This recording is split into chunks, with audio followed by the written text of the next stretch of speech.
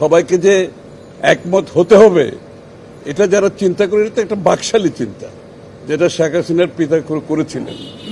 কারণ বিভিন্ন দলের বিভিন্ন দর্শন, চিন্তা ভাবনা থাকবে, ভিন্নমত থাকবে। বিষয়টা হচ্ছে যেখানে ঐক্যমত হয়েছে সেগুলোর বাইরে সংস্কার করার কোনো সুযোগ নাই।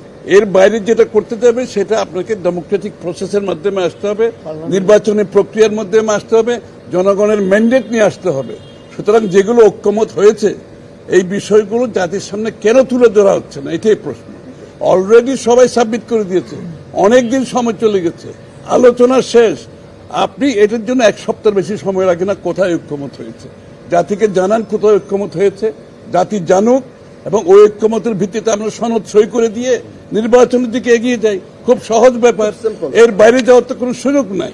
সুতরাং আজকে যে প্রেক্ষাপট, এই প্রেক্ষাপটে নির্বাচনী রোড ম্যাপ না দেওয়ার কারণে জনগণের মধ্যে যে সংশয় সৃষ্টি হচ্ছে, জনগণের মধ্যে যে প্রশ্নের উদ্রেক হচ্ছে, এটা গণতন্ত্রের, আগামী দিনের গণতন্ত্রের জন্য, নির্বাচনের প্রক্রিয়ার জন্য ভালো কিছু বয়ে আনবে না।